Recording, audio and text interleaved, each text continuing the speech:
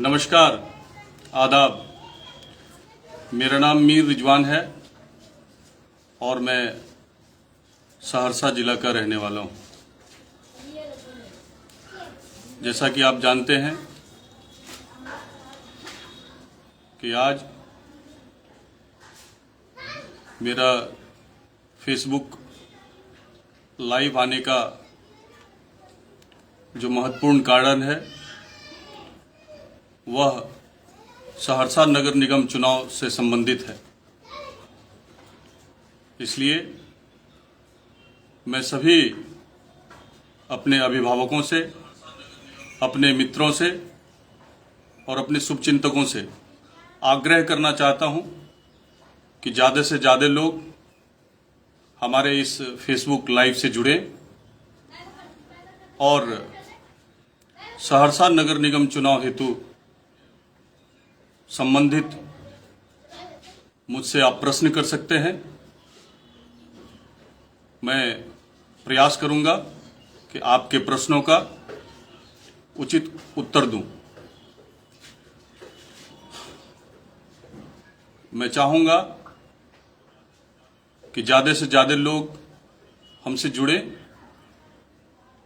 और फिर मैं 2-4 मिनट के बाद अपनी बातों को, अपने विचारों को रखना आरंभ करूंगा। जैसा कि मैं देख पा रहा हूं, काफी संख्या में लोग जुड़ रहे हैं। हम देख रहे हैं कि हमारे साथी हैं, जो हमारे मित्र हैं, नितेश दहलान जी, वो भी हमसे जुड़ रहे हैं। मैं ठीक हूं। उन्होंने पूछा है कि आप कैसे हो मित्र, तो मैं ठीक हूं। आशा करता हूं कि आप अच्छे होंगे। गुड्डू राज जी जुड़ रहे हैं, गुरुदेव मुखिया निषाद जी जुड़ रहे हैं, सुदीन कुमार जी जुड़ रहे हैं, एमडी सरफराज साहब भी जुड़ चुके हैं, गुड्डू राज जी हैं।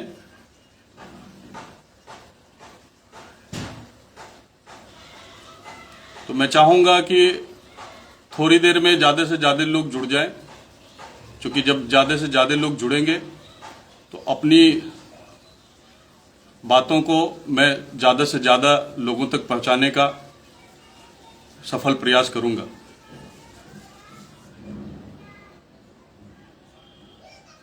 रहमान गुड्डू साहब भी जुड़े हुए हैं। हमारे मित्र हैं अली खान तारिक साहब, वो भी जुड़ चुके हैं।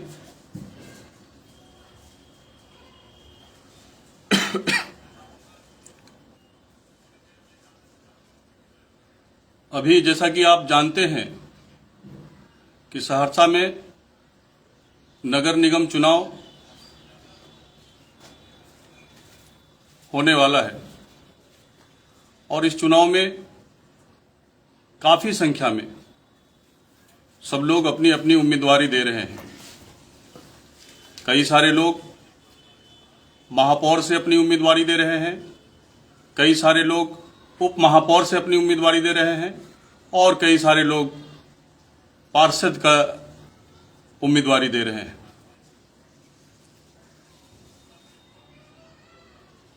यह बात कहते हुए मुझे बिल्कुल भी गुरेज नहीं है कि आज का जो वर्तमान राजनीति है वह राजनीति किस आधार पर हो रहा है वो किसी से छुपा हुआ नहीं है।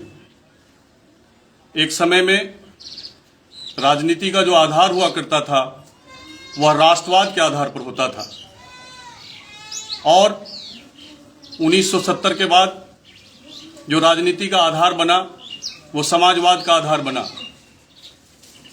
लेकिन आज का जो वर्तमान राजनीति है, यह राजनीति पूंजीवाद, जातिवाद, चाटुवाद, परिवारवाद और अवसरवाद के आधार पर हो रहा है। इसलिए यह मेरा नैतिक जिम्मेवारी बन जाता है कि हम जैसे लोग समाज से जुड़कर, चूंकि नगर निगम का चुनाव होना है और इस चुनाव में कई ऐसे लोग, चूंकि हमारा जो संविधान है वो सबको अधिकार देता है चुनाव लड़ने का, परंतु इसका फायदा उठाते हुए ऐसे लोग भी अपनी अपनी उम्मीदवारी दे देते हैं, जिनको मैं अगर बरसाती मेढक कहूं तो ये शब्द गलत नहीं होगा। वो लोग, जो लोग व्यवसायी हैं, जो लोग बिल्कुल भी समाज से जुड़े हुए नहीं हैं, वो जब चुनाव का समय आता है तो बरसाती मेढक की तरह टरटराने लगते हैं। ऐसे लोग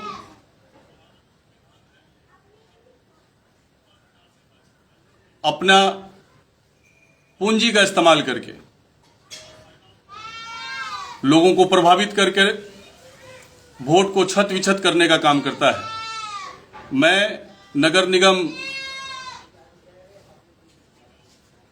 चुनाव के मद्देनजर सहरसा नगर निगम के समस्त मतदाताओं से ये आग्रह करना चाहता हूं, मैं आग्रह करना चाहता हूं कि आप ऐसे लोगों को पहचानिए, आप ऐसे लोगों को पहचानिए जो लोग चुनाव के समय आपके बीच आते हैं, आपसे बहुत सारा वादा करते हैं और फिर चुनाव का समय बीत जाने के बाद फिर गायब हो जाते हैं। ऐसे लोग आपको लालच देते हैं, चाहे वो साड़ी का लालच हो, धोती का लालच हो, कंबल का लालच हो, या राशन का लालच हो, या कुछ रुपये का लालच हो, या आप दारू शराब के लालच को भी समझिए। तो ऐसे लोग इन सभी चीजों का आपको जो है, ऐसे लोग तरह तरह का प्रलोभन देते हैं और प्रलोभन देकर आपका जो बेशकीमती वोट है वो वोट लेने का प्रयास करते हैं। मैं हाथ जोड़कर समस्त नगर निगम क्षेत्र के अंतर्गत आने वाले सभी महान जनता मालिकों से आग्रह करना चाहता हूं कि आप ऐसे लोगों को पहचानिए और ऐसे लोगों को बिल्कुल भी अपना मत नहीं दीजिए। आप ऐसे लोगों को मत दीजिए जो लोग समाज के लिए, समाज के अंतिम व्यक्ति के लिए हक और अधिकार की लड़ाई लड़ता है। आप ऐसे लोगों को अपना मत दीजिए जो लोग हमेशा आपके लिए, समाज के लिए, समाज की बेहतरी के लिए, सद्भावना के लिए, समाज को मजबूत करने के लिए आपके लिए तत्परता के साथ खड़ा रहता हो। आप ऐसे लोगों को अपना मत देकर आप उसको जनप्रतिनिधि के रूप में आप उनको अवसर दीजिए, आप उनको मौका दीजिए। निश्चित रूप से जब ऐसे लोग, जो लोग सामाजिक क्षेत्र में 24 घंटा समाज के लिए तत्परता के साथ खड़े रहते हैं, वो लोग जब जनप्रतिनिधि के रूप में आपका प्रतिनिधित्वकर्ता बनेंगे तो निश्चित रूप में समाज का भला होगा, समाज में सद्भावना फैलेगा, समाज जो है मजबूत होगा और तभी हम इस परिकल्पना को देख सकते हैं कि हमारा देश जो है सशक्त बन सकता है। आज आप देखिए, मैं पुनः जो है नगर निगम के महान जनता मालिकों से आग्रह करना चाहता हूं कि आप अपना बेशकीमती वोट जरूर दीजिए और एक सुंदर समाज बनाने के लिए, आप एक मजबूत समाज बनाने के लिए, एक स्वस्थ समाज बनाने के लिए, एक बेहतर समाज बनाने के लिए आप अपने बेशकीमती वोट का जो है सकारात्मक उपयोग करेंगे, यह मुझे आशा ही नहीं बल्कि पूरा विश्वास है। मैं उन सभी उम्मीदवारों को भी कहना चाहता हूं कि देखिए, राजनीति सिर्फ सेवा का माध्यम है। अगर आप राजनीति को धन उपार्जन का माध्यम बनाते हैं तो मैं समझता हूं कि आप अपने खुद के देश को कमजोर कर रहे हैं। अगर आपका मकसद धन कमाना है तो धन के लिए आप व्यापार करें, आप बिजनेस करें, लेकिन अगर आप सिर्फ इस मंशा के साथ चुनाव लड़ते हैं कि हमारे पास बहुत पैसा है, हम बहुत समृद्ध हैं और चुनाव जीतने के बाद जो है हम धन का उपार्जन करेंगे, तो हम समझते हैं कि आप देश को कमजोर कर रहे हैं। इसलिए मैं सभी उम्मीदवारों से भी आग्रह करना चाहता हूं कि सिर्फ राजनीति को सेवा का माध्यम के रूप में देखें और आइए हम सब मिलकर के अपने देश को सशक्त बनाने में, अपने देश को मजबूत बनाने में, अपने समाज को सुंदर बनाने में, स्वस्थ बनाने में अपनी अपनी नैतिक जिम्मेवारी का निर्वाह करें। जैसा कि मैं देख पा रहा हूं, बहुत सारे अभिभावक, मित्र और शुभचिंतक जो है हमसे जुड़ रहे हैं। मैं सभी लोगों को धन्यवाद देना चाहता हूं, मैं सभी लोगों का अभिनंदन करता हूं और सब लोगों का मैं आभार भी व्यक्त करता हूं कि आपने अपना बेशकीमती समय निकाला और मुझ जैसे अदना सा समाज सेवक के लिए जो है अपने बेशकीमती समय में से आपने जो समय निकाला है, इसके लिए मैं पुनः आपको बहुत बहुत धन्यवाद देता हूं, बहुत बहुत अभिनंदन करता हूं आपका और आभार व्यक्त करता हूं। मैं एक बात और कहना चाहता हूं, मैं ये कहना चाहता हूं कि आज जो मीडिया है, ये मीडिया जो है इसका बड़ा अहम रोल है। जिस मीडिया को देश का चौथा स्तंभ माना जाता है, जिस मीडिया को समाज का तीसरा आंख कहा जाता है, आज वो मीडिया कहीं न कहीं अपनी जिम्मेवारियों का निर्वाह नहीं कर रहा है। अगर मैं बेबाकी से कहूं तो कुछ अपवाद मीडिया को अगर छोड़ दिया जाए, देश भर की मैं बात कर रहा हूं, चाहे वो इलेक्ट्रॉनिक मीडिया हो, चाहे वो प्रिंट मीडिया हो, आज देश का इलेक्ट्रॉनिक मीडिया और प्रिंट मीडिया अपवाद मात्र छोड़ दिया जाए तो सभी मीडिया जो समाज का तीसरा आंख बनना चाहिए, वो बिल्कुल भी तीसरा आंख नहीं बन पा रहा है, बल्कि वो मीडिया को एक तरह से बिजनेस का माध्यम बनाए हुआ है। देखिए, इतिहास याद रखेगा। मैं मीडिया के सभी साथियों से आग्रह करना चाहता हूं कि इतिहास याद रखेगा। इतिहास आग लगाने वाले को भी याद रखता है और आग बुझाने वाले को भी याद रखता है। इसलिए मैं देश के समस्त प्रिंट मीडिया और इलेक्ट्रॉनिक मीडिया से हाथ जोड़ करके निवेदन करता हूं कि मत कीजिए, आग लगाने का काम मत कीजिए, ये भेदभाव करने का काम मत कीजिए। आपकी वजह से देश में अलगाव की स्थिति पैदा हो रही है, भेदभाव की स्थिति पैदा हो रही है। इसलिए मैं हाथ जोड़ करके उन सभी मीडिया के भाइयों से आग्रह करना चाहता हूं, आइए हम सब मिलकर के अपनी अपनी नैतिक जिम्मेवारी का निर्वाह करें और असल मायने में जो मीडिया है, जो मीडिया का कार्य है, उसका सभी लोग मिलकर के निष्पादन करें। मैं बहुत सारी बिंदुओं पर चर्चा करना चाहता हूं, क्योंकि लाइव हूं, समय का अभाव रहता है, इसलिए अल्प समय में विश्लेषण करना संभव नहीं है। हम कम शब्दों में अपनी बात को रखना चाहते हैं। हम चाहते हैं कि राजनीति जो है देश के लिए होना चाहिए, देश को मजबूत करने के लिए होना चाहिए, समाज को मजबूत करने के लिए होना चाहिए। आज देखिए समस्त देश में क्या हो रहा है। आज जगह जगह नफरत की बात हो रही है, जगह जगह अलगाव की बात हो रही है, जगह जगह भेदभाव की बात हो रही है। आज हमारा जो देश है, उस देश में आज देखिए क्या हो रहा है। आज धर्म के नाम पर, आज जात के नाम पर सभी लोग आपस में जो है मतभेदता कर रहे हैं। इसका मुख्य वजह क्या है? इसका मुख्य वजह हम समझते हैं मीडिया है। मीडिया हमारे देश में ये एक तरह से मैनेज मीडिया है। जो लोग पूंजीपति लोग हैं, वो लोग मीडिया को मैनेज करते हैं और वो दिखाते हैं जो लोग बैठे हुए लोग हैं सत्ता में।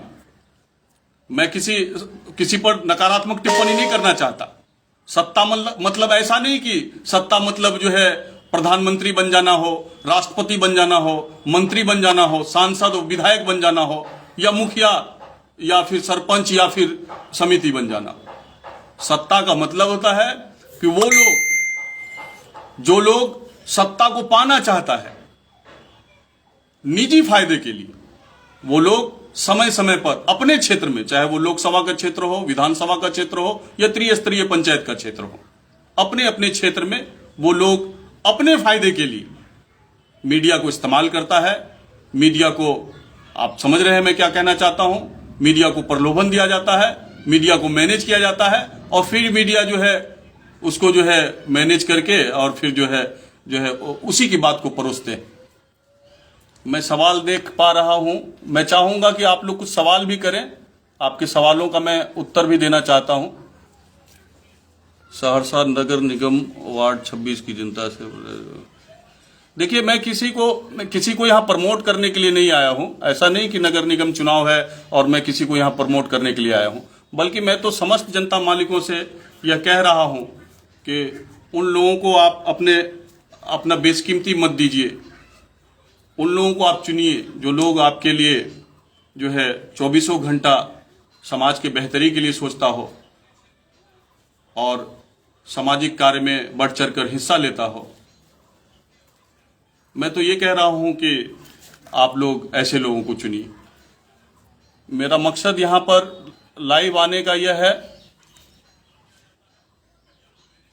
कि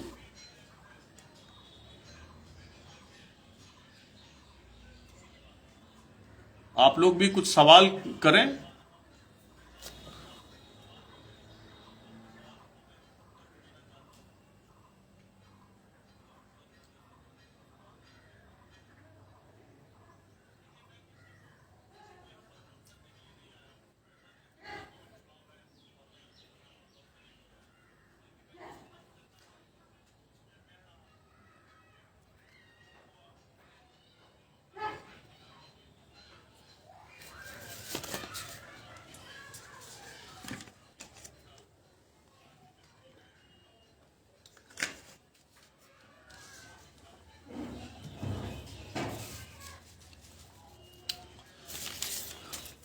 मैं शेयर कर लूं कुछ बात आपसे। सहरसा जिला को मैं बहुत करीब से जानता हूं और हम समझते हैं कि लगभग में जितना भी नगर निगम चुनाव के उम्मीदवार हैं, चाहे वो महापौर के उम्मीदवार हों, उप महापौर के उम्मीदवार हों, चाहे वो पार्षद का चुनाव लड़ रहे हों, लगभग लोगों को मैं जानता हूं। लेकिन हंसी मुझे इस बात की आती है कि कुछ उम्मीदवार उसमें से ऐसे भी हैं जो दूर दूर तक कहीं सामाजिक कार्यों में रुचि नहीं लेते। कुछ उम्मीदवारों के बारे में मैं तो नकारात्मक टिप्पणी नहीं करना चाहता, क्योंकि मैं समझता हूं कि जनता सब जानती है, अच्छे बुरों को पहचानती है। तो यही है, तो इसलिए मैं लंबा चौड़ा डिबेट नहीं करना चाहता। कितना समय हो गया है मेरा लाइव हुए, देख लीजिए, मतलब 20 मिनट हो चुका है।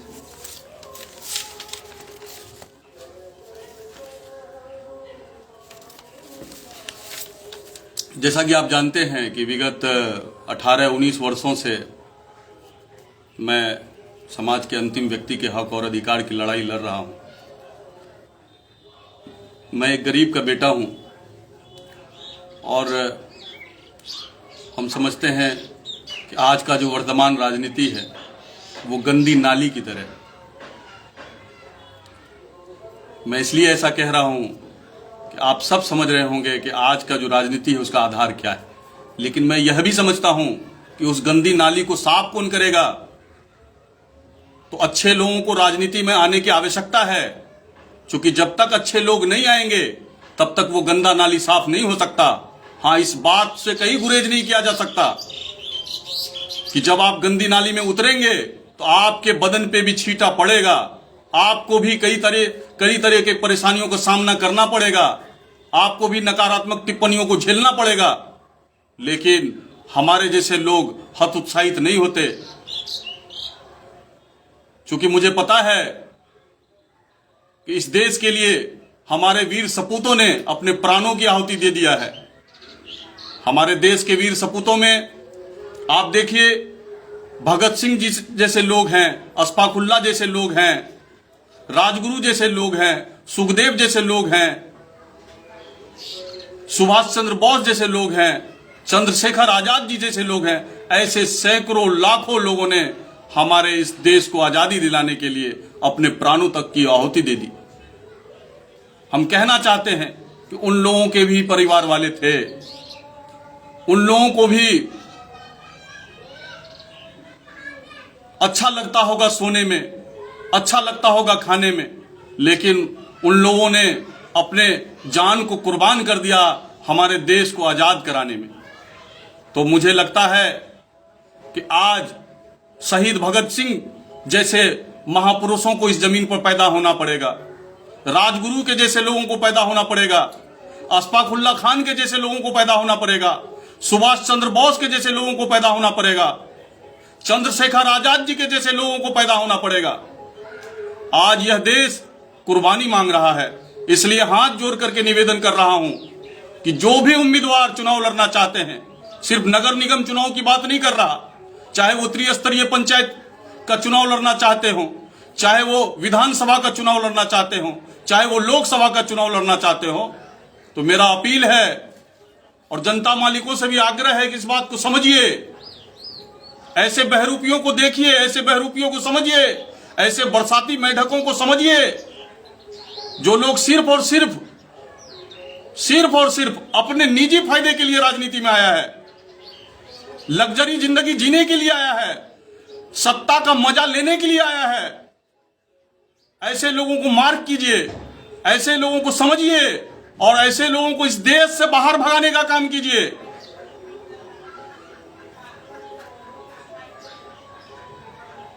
तो इस जज्बात के साथ लोगों को आगे बढ़ के आने की आवश्यकता है, इस जज्बात के साथ कि आज भी हमारा देश आजाद हो गया है, लेकिन ये पूंजीपति लोग, ये जो अवसरवाद लोग हैं, ये जो जातिवाद के नाम पर जो लोग जो है राजनीति करते हैं, ये लोग जो अवसरवाद के नाम पर जो राजनीति करते हैं, पूंजी लेकर के बैठे हुए हैं।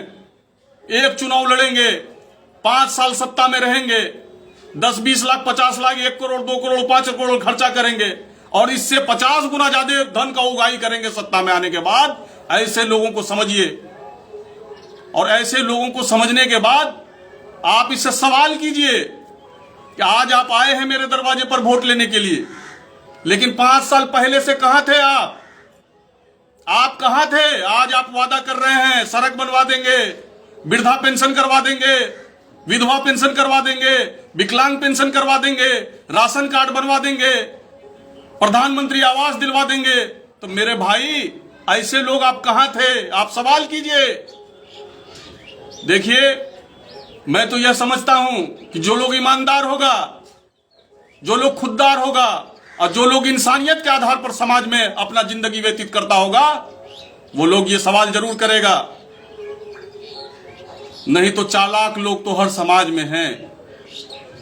हमने तो अपने 42 साल के उम्र में 20 साल से ज्यादा से संघर्ष कर रहे हैं और हमने इसी समाज से सीखा है कि कुछ ऐसे भी लोग हैं जो लोग इसके साथ भी हैं, उसके साथ भी हैं, उसके साथ भी, उसके साथ भी हैं। वो लोग चालाक लोग हैं।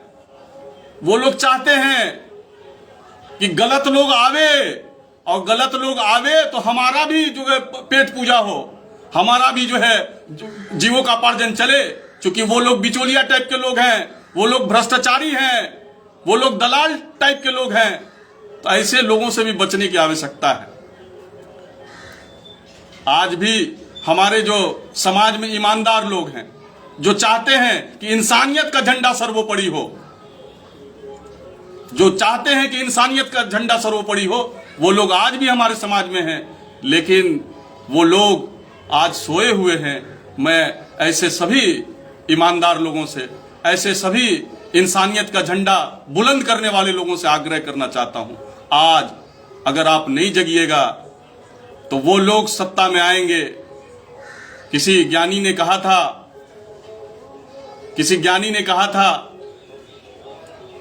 कि अगर ईमानदार लोग चुप हैं तो ऐसे लोग सत्ता में आएंगे जो लोग ईमानदार लोगों पर शोषण करेंगे, उनका शोषण करेंगे।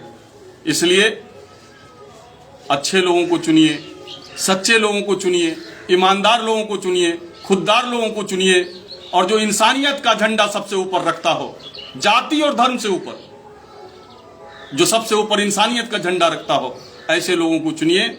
तभी हमारा समाज सुंदर बन सकेगा, स्वस्थ बन सकेगा, हमारा देश मजबूत होगा। और जब हमारा देश मजबूत होगा, सशक्त होगा, तो आने वाले निकट भविष्य में हम ये बेबाकी से कह सकते हैं कि हमारा देश जो है विकासशील देशों में नहीं, विकसित देशों की श्रेणी में खड़ा रहेगा। मैं बहुत सारी दिल की बात करना चाह रहा था, क्योंकि फेसबुक लाइव पर बहुत लंबा हो जाने के बाद जो है एक तरह से जब ये पोस्ट होगा तो ये पोस्ट होने के बाद जो है लोग बहुत देर तक नहीं सुन पाते हैं। इस वजह से हम चाहते हैं कि अल्प समय में ही अपनी भावनाओं को व्यक्त कर दें। मैं बहुत दुखी हूं, क्योंकि हमारे बारे में कई तरीके से नकारात्मक टिप्पणी उड़ाया जाता है। मैं नहीं घबराता, मैं नहीं हतोत्साहित होता, बिल्कुल नहीं होता, मुझे नहीं लगता ऐसा। अरे मेरे अंदर कोई लोभ ही नहीं, लालच ही नहीं, लालसा ही नहीं। मैं समझता हूं कि इंसान के अंदर लोभ, लालच और लालसा खत्म हो जाए तो फिर वो इंसान जो है ईमानदारी का झंडा सबसे ऊपर उठा सकता है। इंसान के अंदर आज क्या है? इंसान के अंदर जलन है। इंसान के अंदर आज क्या है? इंसान के अंदर अहंकार है, घमंड है। लेकिन मैं ये कहना चाहता हूं कि ये घमंड, ये अहंकार, ये ईर्ष्या, ये जलन अगर ये हम लोग खत्म कर दें, आपस में हम लोग भाई भाई की तरह रहे, आपस में हम लोग सद्भाव फैलाए, और हां, सिद्धांत से कॉम्प्रोमाइज नहीं करना है। कुछ लोग तरह तरह की टिप्पणी करेंगे, मेरे बारे में भी करेंगे और आपके बारे में भी करेंगे। भाई मैं कहता हूं, गलत अगर मेरा बाप करेगा तो मैं विरोध करूंगा, गलत मेरा भाई करेगा तो मैं विरोध करूंगा, गलत मेरा पड़ोसी करेगा तो मैं विरोध करूंगा, क्योंकि जिंदा वही है जो जिंदा दिखता है। जो चाटुकार टाइप के लोग हैं वो लोग गलत का विरोध नहीं करते, क्योंकि खुद चाटुकार हैं, खुद चाहते हैं कि गलत लोग बने तो हम लोगों का भी जो है मामला चले। खैर, अगर कुछ सवाल आप लोगों के मन में हो तो आप लोग पूछें, क्योंकि समय का भी अभाव है। सवाल कुछ है क्या लोगों का?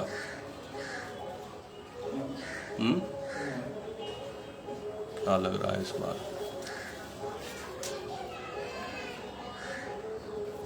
क्या लग रहा है? रेहान अंसारी जी कह रहे हैं, क्या लग रहा है इस बार सहरसा का विकास होगा? देखिए रेहान अंसारी साहब, हम सब मिलकर ही विकास कर सकते हैं। एक व्यक्ति विकास नहीं कर सकता।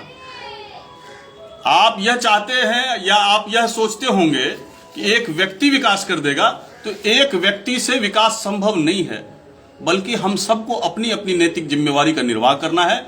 जब हम लोग सब लोग अपनी नैतिक जिम्मेवारी का निर्वाह करेंगे, आप देखिए ना, हम लोग ही विधानसभा चुनाव में विधायक को चुनते हैं, हमारे मत से ही विधायक बनता है, हमारे ही मत से सांसद बनता है, और जब हम लोग विधायक बनाते हैं तो वो लोग विधानसभा में जो है कानून बनाते हैं, जब हम लोग जो है सांसद बनाते हैं तो वो लोग लोकसभा में जो है कानून बनाते हैं। और कानून किस टाइप का बनाते हैं? किसी से छुपा हुआ नहीं। तो जब अच्छे लोगों को भेजेंगे लोकसभा, जब अच्छे लोगों को भेजेंगे विधानसभा, तो अच्छा कानून बनेगा, और अच्छा कानून बनेगा तो फिर अच्छा विकास होगा। तो इस लोग हम लोग अपनी अपनी नैतिक जिम्मेवारी को समझें। धन्यवाद आपका सवाल करने के लिए।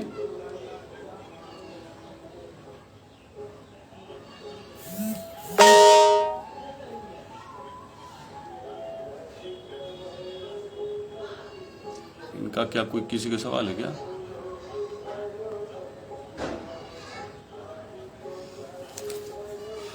चलिए लास्ट में मैं ये कहकर अपनी बात को खत्म करना चाहता हूं कि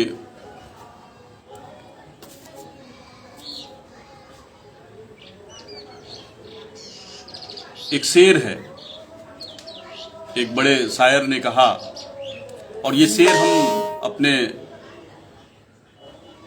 भाषणों में हमेशा कहा करते हैं और आपसे भी शेयर करना चाहते हैं, क्योंकि ये शेर जो है ये उन लोगों तक बहुत टीस पहुंचाता है जो लोग नफरत फैलाते हैं, जो लोग जो है समाज में अलगाव फैलाते हैं, भेदभाव फैलाते हैं। तो ऐसे लोगों को मैं इस शेर के माध्यम से एक संदेश देना चाहता हूं। इससे पहले मैं आपसे ये कह दूं, नहीं तो भूल जाऊंगा, मैं ये कह दूं कि मेरा प्रयास रहेगा अब, क्योंकि मैं ना तो जातिवाद की श्रेणी में आता हूं, न पूंजीवाद की श्रेणी में आता हूं, न अवसरवाद की श्रेणी में आता हूं, न परिवारवाद की श्रेणी में आता हूं, न चाटुवाद की श्रेणी में आता हूं। इन सभी श्रेणी में मैं नहीं आता। और मैं आजकल जो है वर्तमान समय में राजनीति से भी बहुत दुखी हूं, इसलिए मैं जनता को सर्वोपरि मानता हूं, जनता को मालिक मानता हूं, और मैं जानता हूं कि जनता जिस दिन जग जाएगा तो फिर ये जितने भी भ्रष्टाचार लोग हैं, जितने भी बेईमान लोग हैं, जितने भी अवसरवादी लोग हैं, और पिछले जो मैंने सारी बातें जो कही है वो सब जो है खत्म हो जाएगा, दूर हो जाएगा। तो इसलिए मैं अब प्रयास करूंगा कि ज्यादा से ज्यादा आपसे जुड़ूंगा और ज्यादा से ज्यादा आपसे जुड़ करके अपनी भावनाओं को व्यक्त करूंगा। इसलिए मैं चाहता हूं कि मेरा एक यूट्यूब चैनल, मैं उसको प्रमोट करने का प्रयास कर रहा हूं, और इसको नोट कर लीजिए, क्योंकि ज्यादा से ज्यादा लोग जब उस यूट्यूब चैनल से जुड़ेंगे हमारे, तो मेरा बारंबार प्रयास रहेगा कि कुछ न कुछ आप लोगों से सीखने की बात होगी, सिखाने की बात होगी, और जो है हम लोग एक दूसरे से जो है अपने विचारों का आदान प्रदान करेंगे, और आने वाले भविष्य में अच्छा करने के प्रयास से, बेहतर करने के प्रयास से इस यूट्यूब चैनल का हम निर्माण करना चाह रहे हैं। और मेरा यूट्यूब चैनल का जो नाम है ये लिख लीजिए आप लोग, MIR space RIZWAN space SAHARSA, मतलब मीर डॉट रिजवान, नहीं डॉट नहीं, Mir space Rizwan space Saharsa, Mir MIR space Rizwan RIZWAN space SAHARSA Saharsa, Mir Rizwan Saharsa. ये मेरा नया यूट्यूब चैनल, इसको मैं प्रमोट करना चाहता हूं, इसको मैं ज्यादा से ज्यादा लोगों तक पहुंचाना चाहता हूं। जब ये ज्यादा से ज्यादा लोग इससे जुड़ेंगे तो फिर जो है हम 1 to 1 होंगे, फिर अपने विचारों को व्यक्त करेंगे। आखिरी में मैं उस शेर कह करके अपनी बात को खत्म करना चाहता हूं, और जो भी छोटी मोटी गलतियां हुई होगी मेरे इन शब्दों से, किसी को आघात अगर पहुंचा होगा, मैं हाथ जोड़ करके उन सभी लोगों से क्षमा मांगता हूं, माफी मांगता हूं कि शब्द ही है, इंसान ही हूं, लफ्ज ही है, कुछ आगे पीछे हुआ होगा तो मुझे बिल्कुल माफ करेंगे। तो मैं आखिरी अपना वो शेर कह करके अपनी बात को खत्म करना चाहता हूं कि आज एक बार कहूं, आज एक बार कहूं, आखिरी बार कहूं, आज एक बार कहूं, आखिरी बार कहूं, क्या पता तुम न रहो, क्या पता हम न रहें। आज एक बार कहूं, आखिरी बार कहूं, क्या पता तुम न रहो, क्या पता हम न रहें। मंदिरों मस्जिदों की या फिर इमारत की, मंदिरों मस्जिदों की या फिर इमारत की, माटी तो लगी उसमें भाई मेरे भारत की। मंदिरों मस्जिदों की या फिर इमारत की, माटी तो लगी उसमें भाई मेरे भारत की। लहू था हिंदू का, अल्लाह शर्मिंदा रहा। लहू था हिंदू का, अल्लाह शर्मिंदा रहा। मरा मुसलमान तो राम कब जिंदा रहा। बिखरे बिखरे हैं सभी, आओ एक घर में रहें, क्या पता तुम न रहो, क्या पता हम न रहें। बहुत बहुत धन्यवाद, बहुत बहुत आभार। मैं पुनः जो है आप सभी से दोबारा जुड़ूंगा, बहुत जल्दी जुड़ूंगा। इसी उम्मीद के साथ मैं सबसे विदा लेना चाहता हूं। बहुत बहुत शुक्रिया जुड़ने के लिए, बहुत बहुत धन्यवाद जुड़ने के लिए, बहुत बहुत धन्यवाद आपका। एंड कहां से होगा ये फिनिश का है, 1 मिनट रुक जाओ।